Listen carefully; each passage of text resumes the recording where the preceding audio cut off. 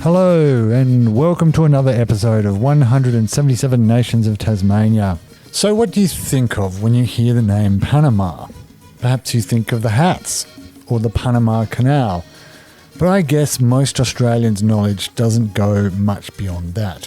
In this episode, I talk with Anna, who grew up in Panama City, which lies on the Pacific coast at the base of Central America. Her story of coming to Tasmania almost sounds like an unlikely plot from a romance novel. It began in Cuba in 2012 when she was studying ballet. Her husband-to-be, from Tasmania, but of Chilean heritage, was there to do a one-year music course. It became a long-distance friendship that only blossomed into something more many years down the track. Things got kind of complex when they wanted to get married and COVID happened. But I don't want to spoil this story too much by giving away all the details, so I'll hand you over to Anna to tell you the rest.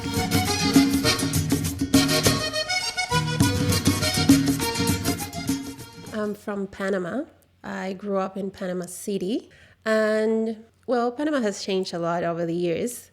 So when I was little, it didn't have as many buildings as today. I grew up in the city area, close to my mom's family and my dad's family as well. So most of the time I was in the city, not going to the smaller towns around the country. I did go because I do have family over there, but I spent most of the time in the city, definitely. I think I was born in a house, but at 5 I moved up to apartments. It's very common to live in an apartment in a capital city, I guess. Yeah, I lived near the hospital because as a kid I was like asthmatic, like a very bad asthmatic patient. So I'm not sure, but I guess that's why we moved near the hospital. I was there for like once a month at least. Yeah, I live closer to the old city of Panama City. So it was a place with buildings, like antique buildings and high ceilings and not tall buildings at all, like three-story high buildings. And so what sort of activities did you get up to as a child? Well, since I was kind of sick often because of the asthma, I didn't do much. But because of the asthma, trying to look for things that would improve it, I did some swimming, but that didn't work. So that's why I end up with ballet, and it worked pretty well. And I think that's how I started in that, because no one expected that it was going to work so well, because it's still like, a lot of exercising, but it improved my asthma. So how old were you when you started doing that? I was 5, I think. And I would do that most of the time, obviously go to the park, and my family used to gather at least once a week. So I was around my cousins and my aunts, uncles, at least once a week, and it was quite large. So it was fun because I have a lot of cousins around my age. So that was like going to a park or a party or birthday parties. So I think that's what I remember most doing. How did your interest in, ballet and dancing, how did that develop? Like, were you able to have more formal lessons as you got older? Yeah, actually, I think the one that started was my sister. And one day the teacher told my mom, like, why don't you bring her over? And that's how I ended up going. And I was very interested just by watching. So when I took my first lesson, they say, because I don't remember, that I really liked it. And I kept going and going, and from 5. But when I was 9, I kept on going. I just liked it. But when I was 9, my teacher invited me to train for competitions. Mm-hmm. So that's when a more structured training started. And I did that from 9 to 17, 18 years. Mm-hmm. And that was my thing for the whole week. I would go to ballet every day of the week after school, and sometimes during weekends, and went to competitions every year. So it was a big part of my life, actually. As time went on, more and more schools started to open. But in the beginning, there weren't many, so the competitions were not in Panama. They were in different places, but most of the school would go. So there were some in Central America, so we would go to like Nicaragua, Honduras, Mexico as well. I mean, it started expanding, I guess, and then we started finding some others, like in the US.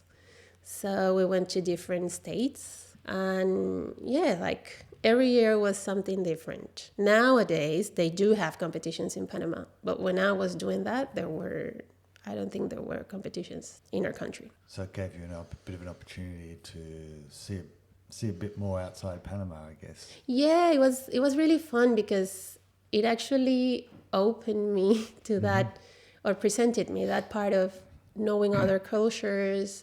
And, you know, when you're growing up and you just know what you know in your country, well, maybe you don't realize there are other places with other cultures, dances, dresses, traditions. So they were similar because some of them were in Central America, like neighbor countries, but they still have their own food and stuff. So it was really fun because also I would go in groups with the other dancers in my school and the other dancers from the other schools in Panama. So in the end, when we were over there, it was like, you know, we were all Panamanian anyway. So I even got to know more people outside of my school that were from Panama. And over there, getting to know the other kids from the different countries. I really liked it. I guess that's when I started to like getting to know other places. My thing definitely was dancing. I did the activities that would happen in the school, but after school, I was dancing all the way. Like my dancing school was my second home. That's how I looked at it now. And well, in my school, they did have different activities like that involved dancing anyway. Or I was in a school that was bilingual. And I do remember they did big activities to improve the English part. They were really fun, like Learn and Play, I think it was the name of it. So they did this big thing. It was after school, like in the evening or something, one day. And you got to dress up and do performances, but it was all around the language. And I think it was very good for us because we were attracted and speaking English without noticing. And so did you always think, as you were sort of growing up and getting towards the end of high school, that you were going to be a professional dancer? Was that your goal? Yeah, I think so. It was my goal because, you know, like I said, I did it every day. So I think I did improve. Of course, I saw that being a professional is not easy. And even doing it every day, it would have actually taken more hours to be prepared when I was 17. So I wasn't really prepared to go into a company, but I wanted to do that. But, you know, the arts is not usually seen as something that you can live off. So I was a little bit like, everyone would encourage me to do something else. So I did stop at some point, but then started again. What was the backup option? Well, because I had this bilingual school, I thought that maybe doing something with English. So I did study English to be like translator or to teach English at some point. So I did the career, and I also did a career in, I don't know if I'm pronouncing it right, maritime, like maritime administration or something like that. I don't know how to say it. Like I can't translate the name of the career, but yeah, something related because, you know, Panama Canal, Panama has the canal, so we have a lot of ports and stuff. So that's a big thing there. So it was like, maybe I can go towards that and see what happens. So I was doing both careers at the same time. What were the opportunities in dance in Panama? That was part of the decision of trying something else because we do have a company. So for a small country, that's actually a big deal. But at the same time, because it is a small country, it doesn't have lots of funding. So I guess I was expecting of going somewhere, but that means, you know, money to travel and to pay for your training at first and all of that before getting to be a professional and get paid actually.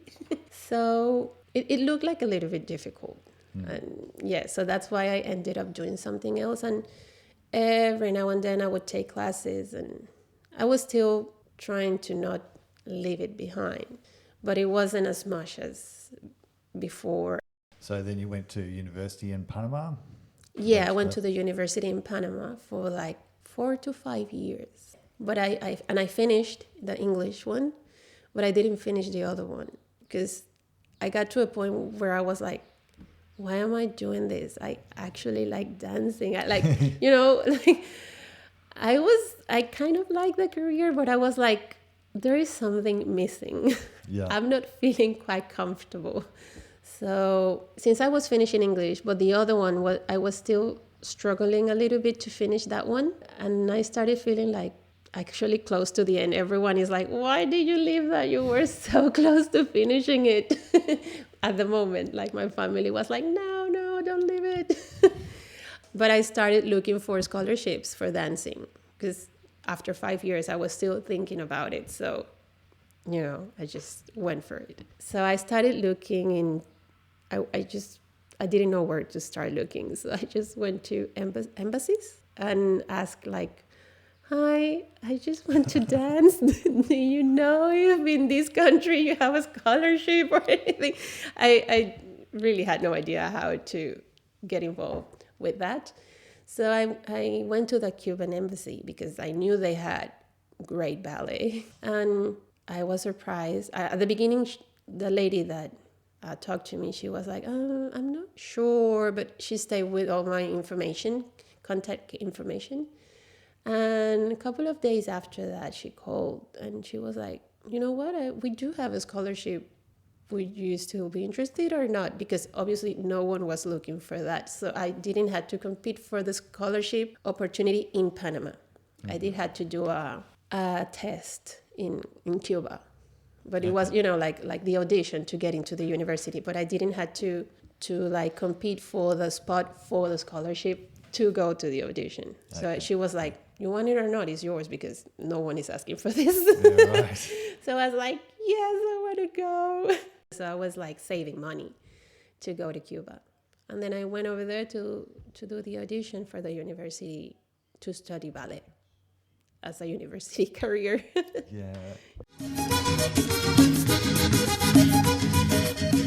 So I did the school one and I was, studying to teach. Mm-hmm. And that was 5 years. And I got to meet people from other countries and obviously Cubans. And that was an amazing experience. That was also eye-opening because Cuba is a special country. Yeah.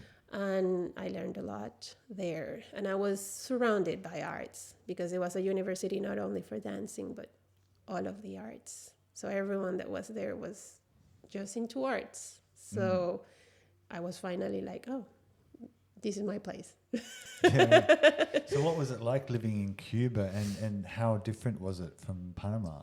It was super different. Everyone was curious, like, how are you doing over there? And actually, some people that I met, they got there to start the university, but at some point they would leave because it wasn't that easy. Mm-hmm. And since I had a scholarship, I lived in the university, but with all the limitations, like, the food and some basic things that you take for granted in your home country. Over there might be a little bit difficult. So I started to learn what to take from Panama, like even toilet paper, because sometimes you wouldn't find toilet paper or things like that. But I was very happy with the dancing. So any obstacle for me was like, okay, there must be a way to, get through that. So for me, it wasn't that difficult because, well, if I had to eat at school, I was like, that's all right. But I was just focusing on the dancing. But then I actually moved outside the school. And when I moved out and could rent a little place for me and some friends. What do you think the biggest thing that you learned from that experience?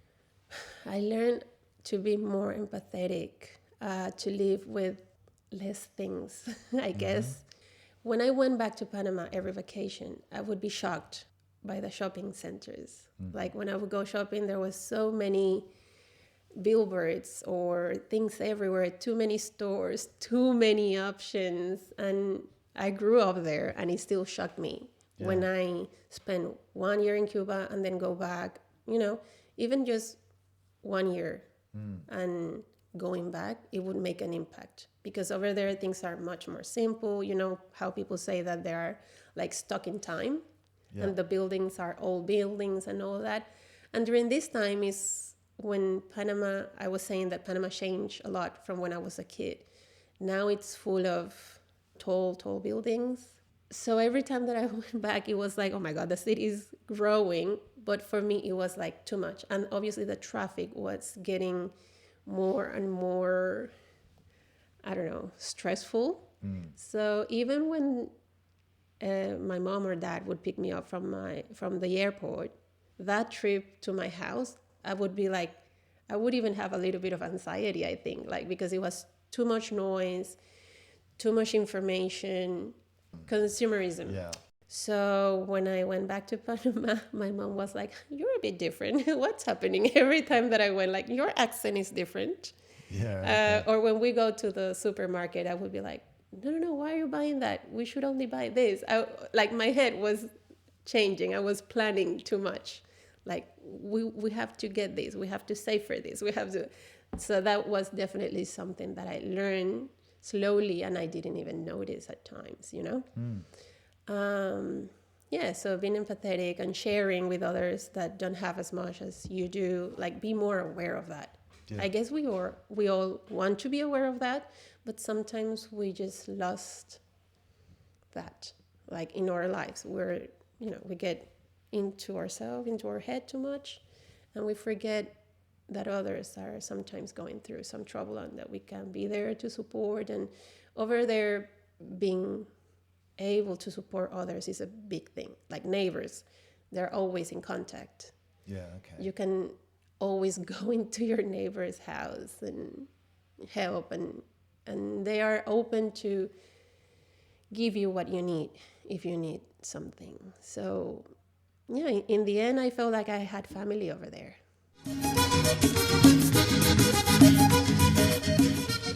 Inequality, yes, Panama is really bad in that matter.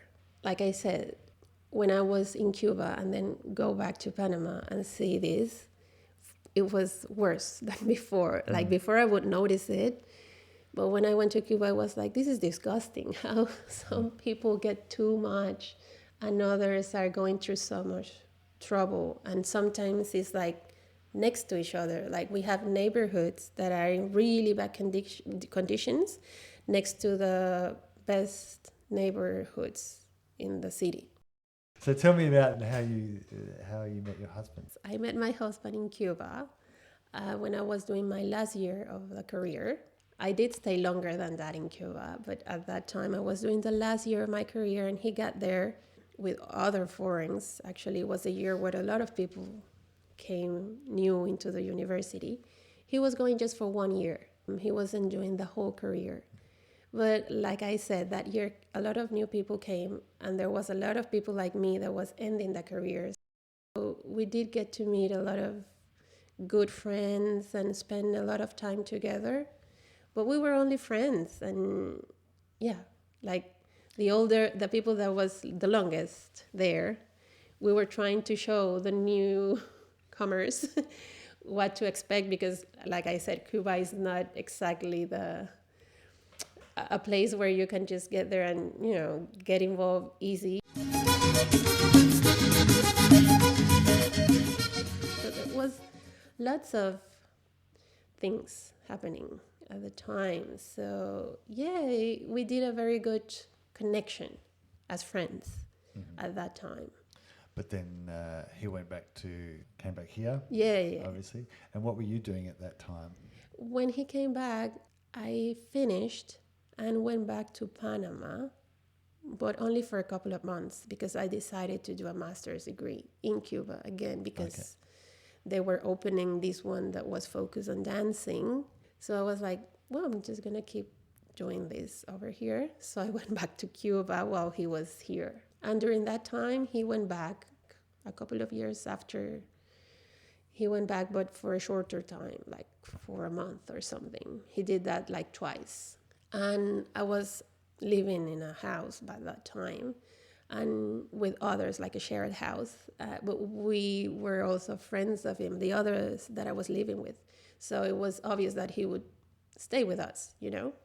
So we kept in touch because we obviously didn't text much because from Cuba, the internet at that time was not as it is today, but the connection was good and real.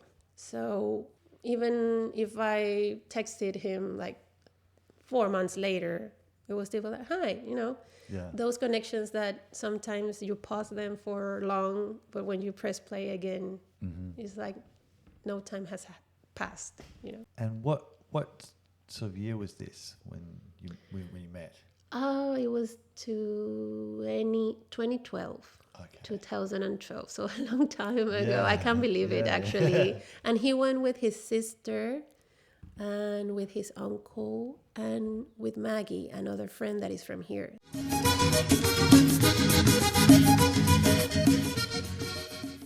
When he came back, I finished and went back to Panama, and he did a Latin American sort of trip because I don't remember why he was coming over. He's from Chile. His family is from Chile.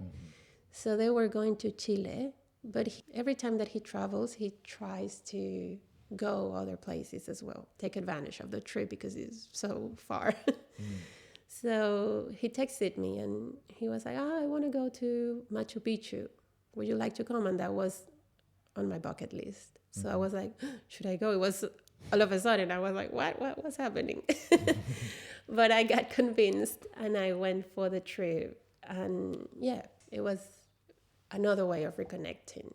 But that was a short trip, like a week maybe. And then he went to Chile and then back to Tasmania, and I went back to Panama. And he started doing a business, I think, over here. And I was working in Panama. We kept in touch every now and then, but like the usual, you know. And then he went back after, I think he closed the business. So he took some time off and went to do just traveling for like 3 or 4 months. So he started in Argentina all the way to Mexico. So he went through Panama. And all of that way, because it was a big group of friends, as I said, when he first went to Cuba. And when he got to Panama, he stayed with me at my house. And he's very interested in getting to know traditions and cultures of every country.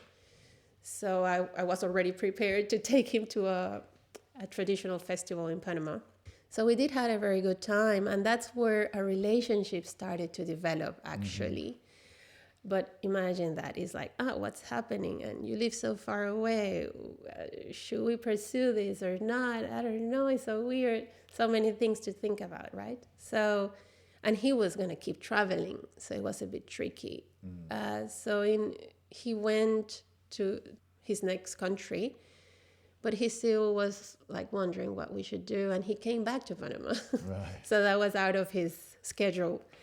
And there we kind of decided, maybe we should try this because we feel that it's going to work out and we'll see what happens. It still was something very like, but we've been friends for long. So it kind of sounds like something like you meet someone for a week and then you decide to be together. Like it wasn't exactly like that because we've been friends. So I guess it felt more familiar. So we were like, let's see what's going to happen. And I went to meet him at the last bit of his trip in Mexico. And then we decided, like, what if you go to Tasmania?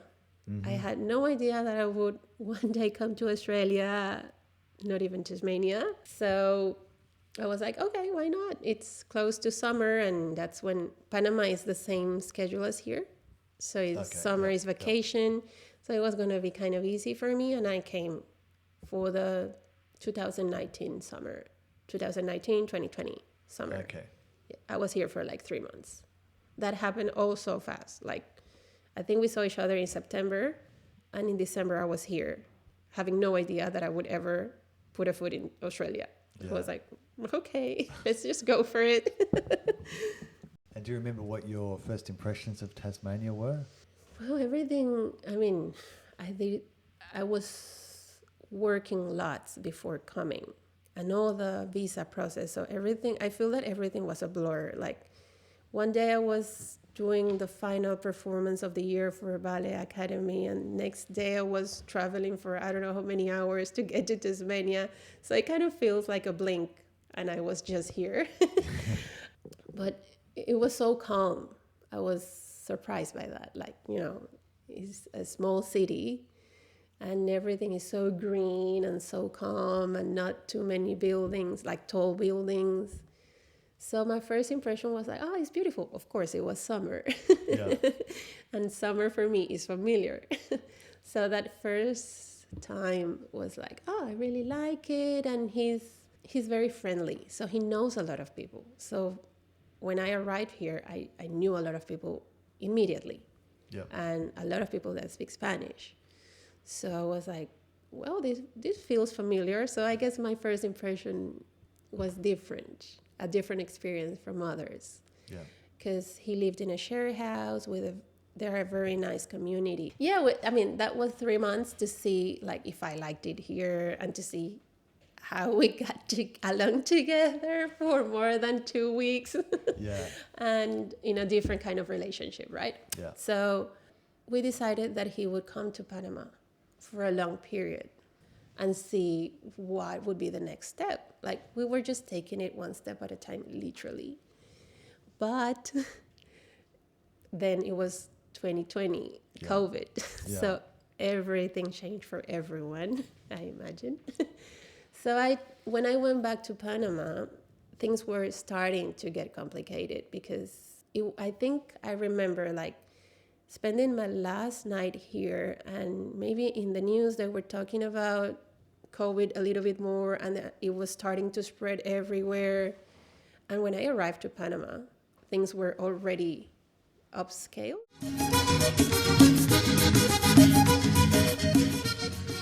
So they started to stop things in Panama, like no school, things like that. But, everything went on very fast. So from not starting school to like closing the borders was like 1 or 2 weeks. Yeah. And he was gonna come like 2 or 3 weeks after me. So by the time he was supposed to fly, borders were closed. That was really fast. Yeah. And so he got stuck here, and I got stuck in Panama. Yeah. And, things started to be like, every country started to close borders. No one would go out. So it was like, what's going to happen next? It was a time where you had no idea what was going to happen in the future, if it was going to be so long or not. And things started to just like, one more month. And it took, all the time it took. And I still had the visa. It wasn't expired. I would have been able to come back in. I did have to ask for an exemption to get in, and I got it. But the problem was the airlines. There were no flights, or there were flights, but very little, and because only a few people could come back in. So it wasn't easy at all. Like I scheduled a lot of flights, and a lot of them, all of them got canceled to the point that my visa expired. And I guess I was trying to come here because here it was different. Yeah. Panama was one of those places where everything was chaos. Like, we could only go out for like 2 hours, and they designated the hours to your identity card or something. Okay. So I couldn't go out when I needed to. I had to go out like on a Monday from 8 in the morning to 10, things like that. But he ended up going to Panama. Okay. So how long did he stay? He stayed like 9 months. It was complicated as well because borders still kind of close, opening, And it was funny because when he got to Panama and when he was going to my migration, but he was going through that, And the person that was seeing his passport was like, "You're from Australia. What are you doing here during COVID?" Like, Yeah. only people were going back to their countries, like, and like in Panama, like, what's happening? And he was like, "No, it's because I'm gonna see my girlfriend." And the lady was joking, like, "I hope you at least bring a ring for her," like doing all this trip in the middle of chaos. And he was like, "Actually, I do. I didn't know at the time." And he was like, "Actually, I do bring a ring for her." And everyone was like, "Oh my God." And she was telling all the others, like, "Hey, people, this man is coming to marry his girlfriend." And I was like, "Oh." So she knew better before than me that I was getting married. No one was traveling because of fun, I guess. So it was very dramatic, his travel, like with the restrictions in the airplane and everything. And it was a long trip. He had to go like to Turkey, like through Qatar, Turkey, because it was not an easy flight. Also, well, that's a really long way there. yeah, he went through Qatar, Turkey, France, then Panama, something like that. It was crazy. When he got there, we went to basically the jungle. Like, we went to a very, very, very small town that is surrounded pretty much by jungle, but it was really pretty. And we stayed there for a while because anyway, we couldn't do anything in the city. So being in the countryside was better because you have all the nature, you could go out, and it was a place where the houses were very distant from each other. So it was a very small community, and you didn't have the virus as much as in the city. So that was good as well for me because I was locked in my apartment during the whole year, and it was very stressful.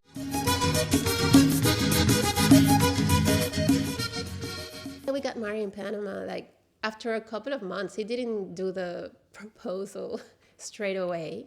I said yes, obviously, and and then we got married there because we were planning to come back because things were still like tricky. Panama was not in a good place.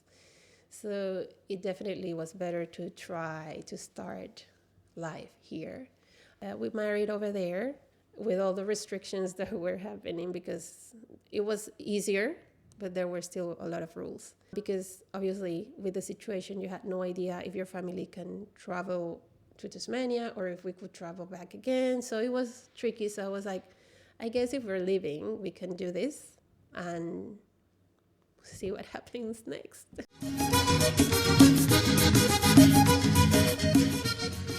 They still had the borders closed. Yeah. We were like 30 people in a huge plane, like coming from Turkey to Singapore, I think. Like, big flights, lot of hours. They usually are full. And in Singapore, they were very strict. So we had a very long layover there, but we couldn't move from one corner. So it was exhausting, the trip back. And then we had the quarantine. And that was a different first impression again. So what was it then like to finally get to Tasmania? It was a relief, actually, after all that. Yeah, I can just imagine. to be somewhere and, like, oh, I'm going to be here now. And also, my niece was born. So we were coming and there was, still that feeling of celebrating a new life. So we got here in a nice mood. So, and things were still okay here. So it was almost winter. So obviously the cold for me was like, this is different than summer.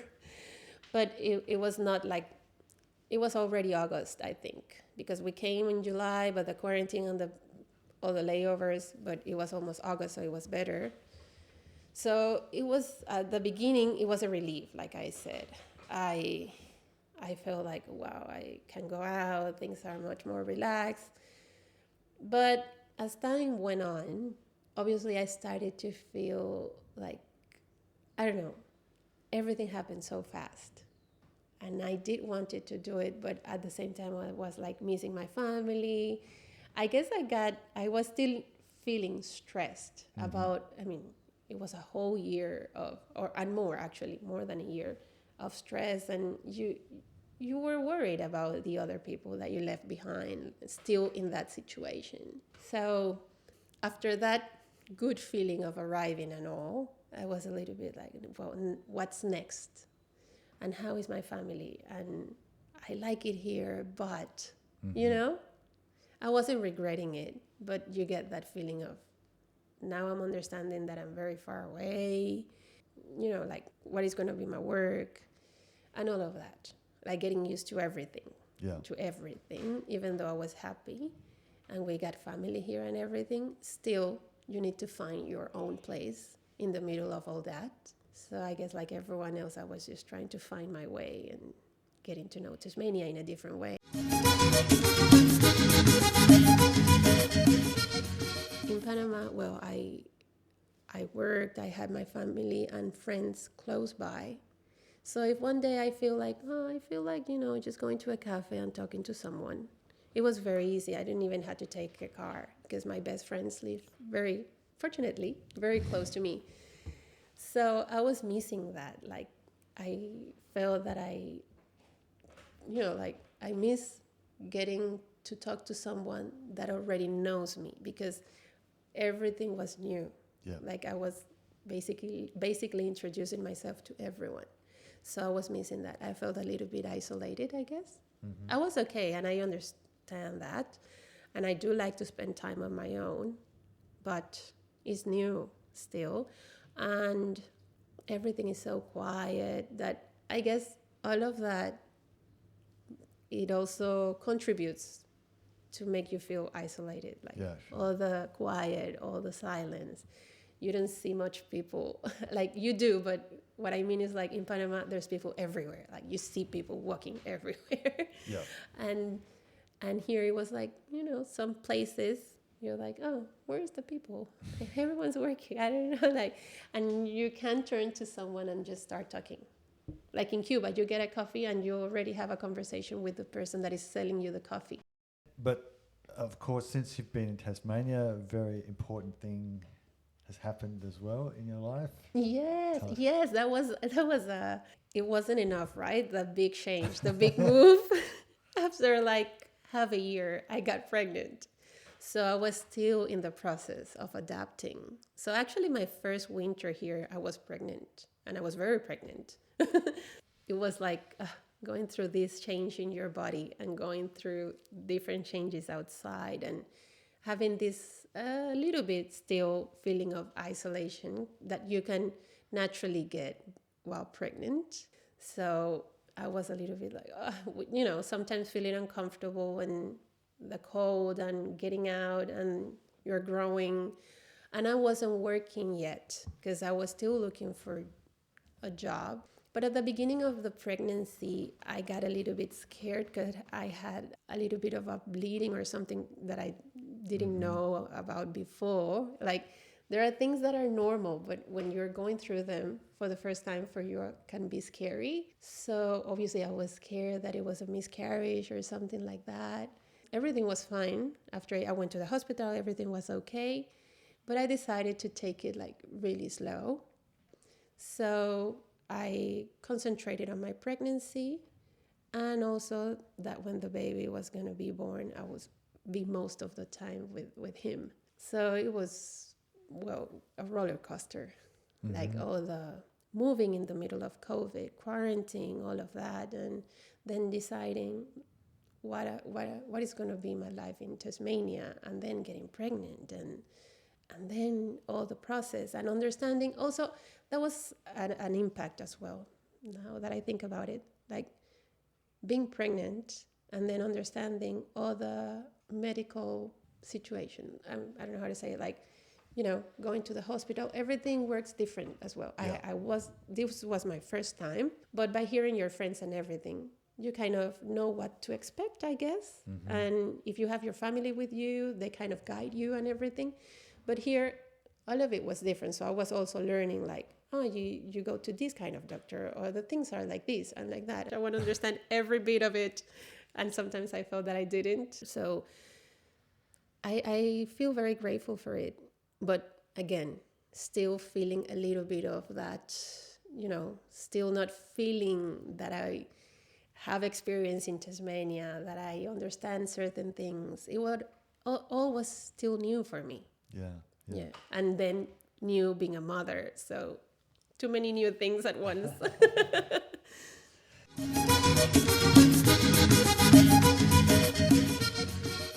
But my mom came and she stayed for like 4 months. Okay. So that was big help. I was very lucky that she was able to come, and my sister as well.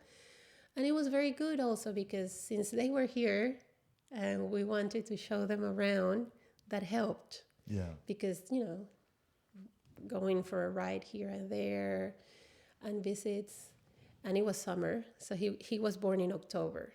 Okay. So it was also an uplifting moment. But yeah, so since they were here, it was also useful to like go out and share the places with them and have all the family together, because it was the first time that my mom was meeting Elias's parents in person. Yeah. So, you know, there were a lot of things happening, good things happening. So that helped. And when she left, of course, I was like, oh no, please don't leave. And my sister as well was like, "Can you stay longer?" But yeah, I guess it's like everyone, like you start to grow in your role of motherhood and getting more strong. Yeah. You get stronger and stronger, and you start to develop all these skills. Also, when I first got here, Elias knows a lot of people. So he also have friends that have kids that are older than mine, but they're still little. So I had also these other mothers that I know. And it's great. They actually started a playgroup for Spanish speakers. I mean, everyone is welcome, but that was the main thing, because they want to, you know, pass on the language, and the kids would be interested of maintaining it, because sometimes they know Spanish at home, but then they start school and, you know, they forget and all of that. Yeah. But they were thinking like, if they hang out with each other, maybe, you know, they would want to speak more. So I would go to the meetings, even if my baby was little and I was just holding him. But that was good for me, you know, to hear other people speak in Spanish, to see how the other kids would grow and speak to the other mothers. You know, I wouldn't have my family close by, but I still have all these people with experience to share. Yeah, now after 2 years, it's been 2 years, I volunteered to help with the organization of the playgroup. So I like working with kids as well, because I mean, my thing was dancing and ballet and all of that. But after all the dancing, I ended up teaching. And I'm also volunteering at the library, because they're starting to have these bilingual sessions for story time. So yeah, slowly things are coming up, I guess. And eventually, hopefully, would lead to work. And yeah, I see myself in the future being close to any project that is leading to maintain the culture and the language for the kids, not only for our kids, but to open it to Australians, Tasmanians as well. So yeah, it's really exciting, because also my husband, he has the same feeling.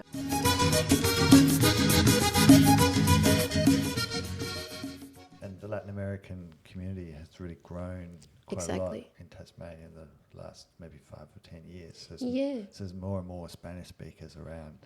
Yeah, and I can see at the beginning, obviously, again, I'm new here, new to be a migrant and all of that. So now, obviously, my head was full on in raising a kid. But now that I can see other things, I can see how important it is for people to share this with their kids. I mean, it's true that now we live here and you would like to embrace the new things in your life, and your kids are going to grow here, but you also miss your heritage, and it's only natural to pass it on. And we just had a playgroup this Sunday, and I was impressed of how many families came in, and they were so happy because we did some music and dancing. I went and did some dancing, and my husband was playing the drums, and I felt that everyone was happy. And that's what I mean by, I think that I might find a space there of also collaborating on sharing all this heritage with the families. And I like that thing. I mean, it's related to the arts, it's related to the kids, it's related to the community, to the language. So it seems like something that I would definitely like to do.